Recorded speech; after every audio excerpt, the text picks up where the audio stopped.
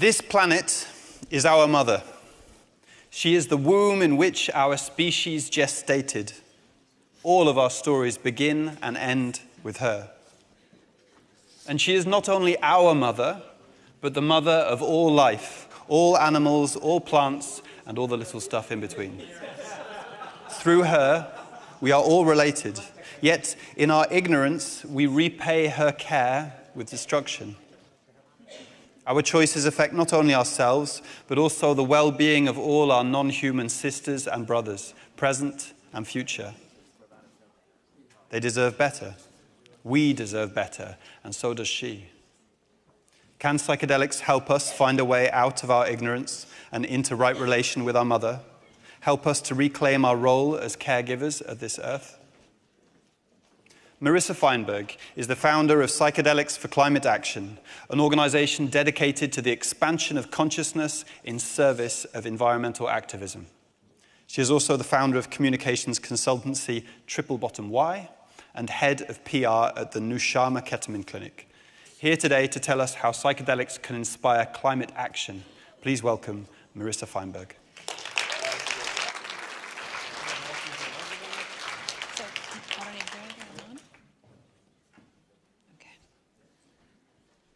Hi, I'm so grateful to be here. Can everyone hear me? Yes.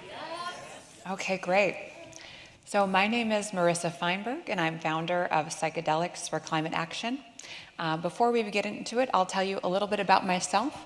I come from the environmental social impact space of about 20 years. And after that, I was a bit burnt out. And suddenly, I fell into the psychedelic therapy space through some work with Nushama. And my whole life changed. I started exploring these tools for healing. I started seeing the world differently. And out of that experience came this organization. It's become my integration, and I hope it will be yours as well. You're invited. So, Psychedelics for Climate Action, what does that mean? We have two main messages. For the psychedelic community, we say psychedelics can inspire a profound oneness with all life, the remembering that we are the natural world.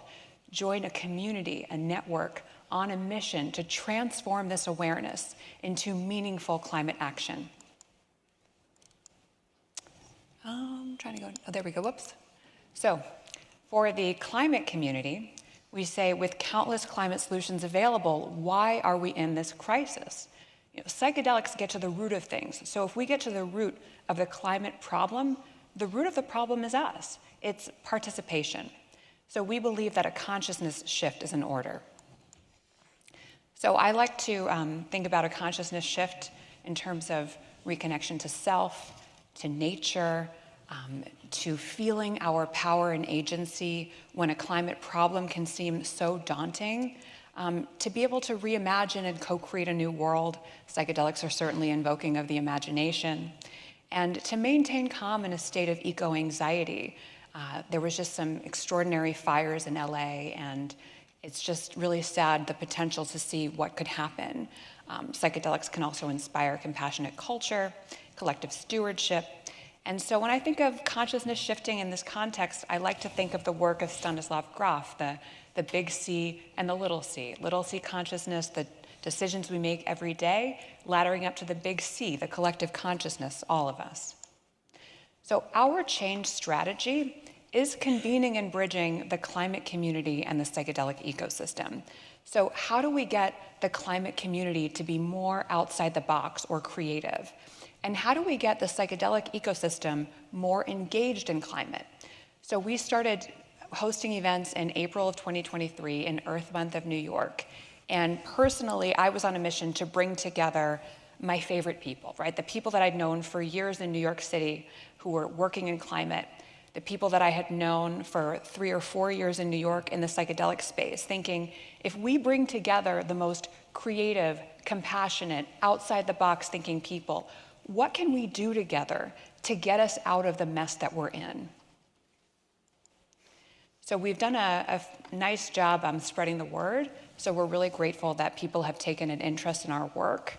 I was invited recently to do a talk at the New York Times Climate Forward and here, and next I'll be going to South by Southwest.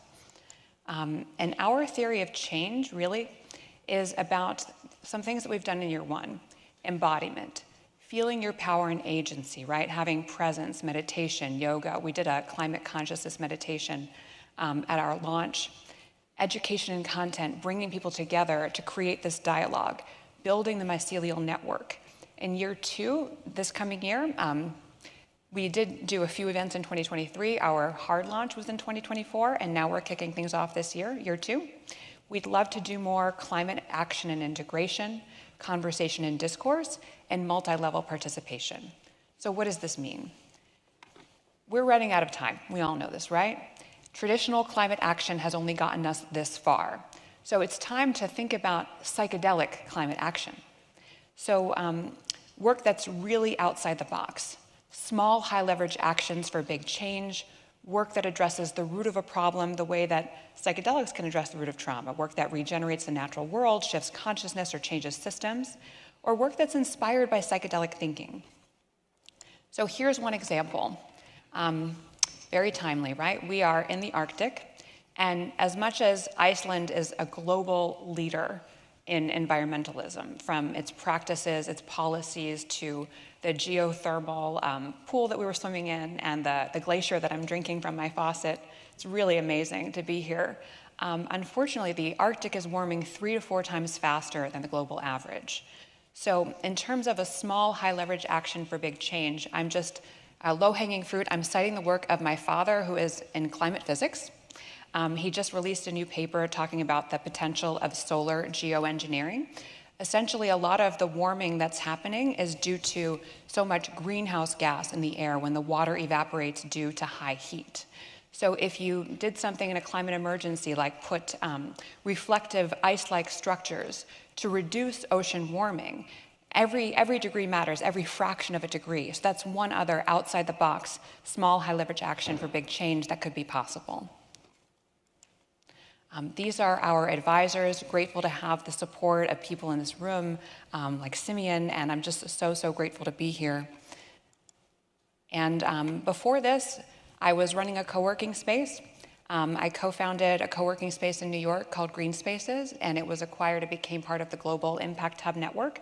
So most of my background is in this social and environmental business, creating organizations that do well and do good at the same time. And after that, I co-founded my communications consultancy, and that's what led me to this practice through my work with Nushama. But essentially, bringing together these worlds for these new opportunities really excites me more than ever before. After years in that space, I was just a bit frustrated with a lot of the same solutions and the same issues coming up, and the real root of the problem being participation. So in terms of who we are at PSYCA, our network includes founders, entrepreneurs, changemakers, researchers, authors. It's really incredible to see the people that have been engaged in our community thus far. We have about 13,000. And we consider this part of a psychedelic climate trend. So examples of some of the work being done by people in our group: psilocybin research in legal jurisdictions as a tool for regenerative leadership, consciousness raising through meditative states for presence and ideation, lots of activism to preserve the Amazon's plant medicines and indigenous wisdom, and a lot of different people in storytelling to drive change, from people like myself in the marketing space, people who are filmmakers, people who are in branding, and a lot of psychedelic therapy for healing the self and the collective and Mother Earth. So here's an example of some of our year one programming that we've done: convening people, hosting events like Meet the Psychedelic Climate Leaders. And how we work really is we like to build and amplify this ecosystem. So we've done so by bringing together people at this intersection in in-person events. We just launched in Miami. And we look to generate outcomes for select initiatives that work with us. So if we're starting to work with a particular organization or leader at this intersection, and we're able to support them in driving awareness, sometimes we add on some additional ways to give them support. So for example, Connected Leadership is our first initiative. It is the first program and study for psychedelics, leadership, creativity, and decision-making. It was led by co-principal investigators, Dr. Bennett Zellner and Dr. Rochelle Sampson, as part of an IRB-approved study with the University of Maryland. So I was really fascinated by this study.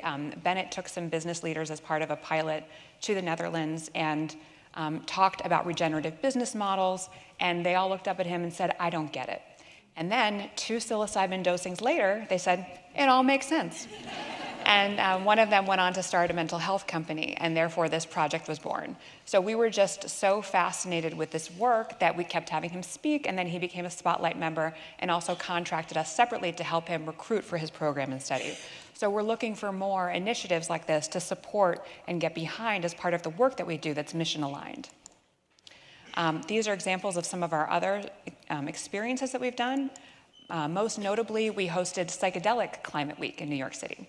So the idea is that Climate Week can be like a psychedelic experience, right? People fly in, dream big, this happens in New York City, and then they have big revelations and dreams, and then they return to their lives.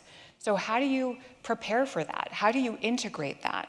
So we did a program of preparation. We had 17 different speakers, a lot of people you know, who some of which are at this conference. And then we also did an integration event for people after. And we created a track of about 12 events more conscious happening, because I think there were close to about 1,000 events happening during Climate Week this year. So this was our way to curate what the psychedelic community might want. And so in terms of what's next, I love this Albert Hoffman quote, "The alienation from nature and the loss of experience from being part of living creation is the greatest tragedy of our materialistic era. Causative reason for ecological devastation and climate change. So the absolute highest importance can be psychedelics as catalyzers for this." And I was looking for a lot of global stats. We have a very global audience in the room in terms of psychedelic use. There aren't so many, but an estimated 8 million Americans use psychedelics alone, and that's just in America alone in 2023. So we believe we are well positioned to be a gateway to transform raised consciousness into meaningful climate action. So we are a nonprofit. We have a 501c, and we have a fiscal sponsorship through the Sustainable Futures Institute. And part of our roadmap first is to continue to build our mycelial networks. So we have been strong in New York. We just launched in Miami. We have local ambassadors in these different regions of the world, Latin America, a couple in Europe. We even have a very enthusiastic group we're launching soon in Nairobi in Africa, and in different parts of the US. We want to expand education and awareness resources, initiatives, our newsletter, potentially a podcast. And then we are launching initiatives that we get behind. So we want to bring psychedelic ways of thinking, feeling, and doing to organizations. You know, how can we get these climate organizations to be more outside the box? And how can we create organizations in general a pathway forward to be a little more creative in their approaches to regeneration? And we're in early talks with a partner for this. We want to bring psychedelic healing for climate community leaders and emergency victims, right? Climate community leaders are on the front lines of this battle. They are sometimes getting hurt with their passion, sometimes getting tossed over by police. They're undergoing more trauma by protecting the planet and from their eco-anxiety as well. So we want to bring them healing, and also the emergency victims of LA. So we are in early talks with partners for each of these as well. And I think one of the things that excites me the most is something that we're kicking off for Earth Month. An idea that right now in Western culture, healing is all about the self. And in 2020, it evolved to the self and the community. But how do we also incorporate healing the natural world? So we want to start these conversations now and work with people at all levels in the community, from therapists to shamans, indigenous elders, psychiatrists. You know, how do we incorporate a way to heal nature as part of the process of healing, to get out of our heads and be in service? And so we're looking at different ways of guiding that. We want to incorporate journey protocols for inhibiting nature and inspiring action. I was listening in at the UCLA Ecological Medicine Summit, and there actually haven't been studies done in a natural world setting. No one could think of one. So maybe that's part of the issue of why we have a lot of people using psychedelics, and not everyone is inspired to take climate action. And we're hoping to have this guide ready soon in time for the Psychedelic Science Conference. But having a climate action integration resources or guide, bridging states of being with doing. So after the journey, when you're in this refractory window and you want to be in service, what are the organizations near you? How can you make a change? What are the gaps in your community? How can you participate? We have another PSYCA Spotlight member running the Integration Center. This is an open business plan being published, and they do have funding, and they are securing land in upstate New York. So to create a culture and community all about natural world integration for people using psychedelics, and to get out there into the world and to put this into practice. So big, hairy, audacious goal. A recent PSYCA speaker, Dr. Stephen Radowitz, had once said that he believed a consciousness shift could happen quickly and widely. And when we asked him how, he gave the example of herd immunity. We want to do this for climate consciousness. So I invite you to join me. Let's turn our climate crisis into a consciousness opportunity. There are many ways to get involved on these various QR codes that I'm sure you've seen throughout the slides. There are many links. It links to a link tree with, you can email us, you can join on the website, you can inquire about being a sponsor or a donor. We welcome all forms of participation. We welcome ideas, because right here in this room is another mycelial container of people who care and who can be creative and forward-thinking about ways to get us out of the climate crisis. Thank you so much.